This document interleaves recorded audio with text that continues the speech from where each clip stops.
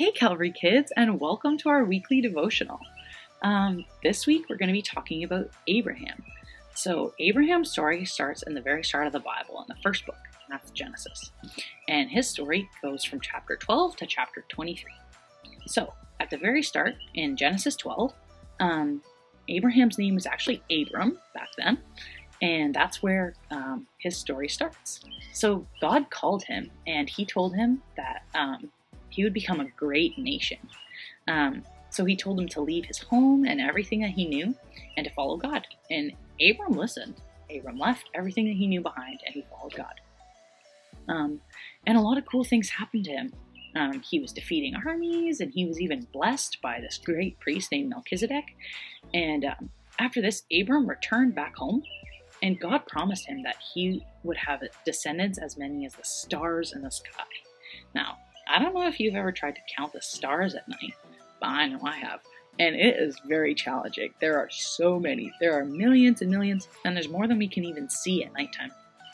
And God told Abram that he would have that many descendants. That's crazy, I know. So, God promised Abram that he would have that many descendants, but there was one problem. Abram's wife was named Sarai, and she was barren, which means that she couldn't have kids. So they didn't really understand. It was kind of like a really confusing time for them because they didn't understand they couldn't have kids, and God was telling them that they were going to have like millions and millions of descendants. So it didn't really make sense to them. But after being kind of confused and having hard times and kind of trying to bypass the biological order, Abram and his wife Sarai were named to Abraham and Sarah, and they finally had a son after all this. God miraculously gave them a son. His name is Isaac. And they were so happy. They were celebrating. They were overjoyed. And because God answered he followed through with his promise to them, and he gave them a son, which was so exciting for them. So I'm sure some of you know, a lot of times Christians have tests of their faith. So Abraham's big test was that God asked him to sacrifice his son Isaac.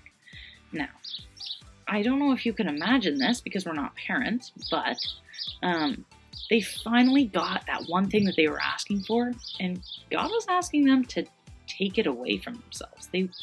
God was asking him to kill his own son after he begged for one for years and years and years. And I'm sure Abraham didn't really understand, and he was confused, and it was a challenge for him, but he obeyed God anyway. And as soon as he was about to sacrifice Isaac, God intervened and gave him a replacement. He gave him a ram to sacrifice instead, and he saved Isaac's life. Now, Abraham's life teaches us a lot about God and about ourselves.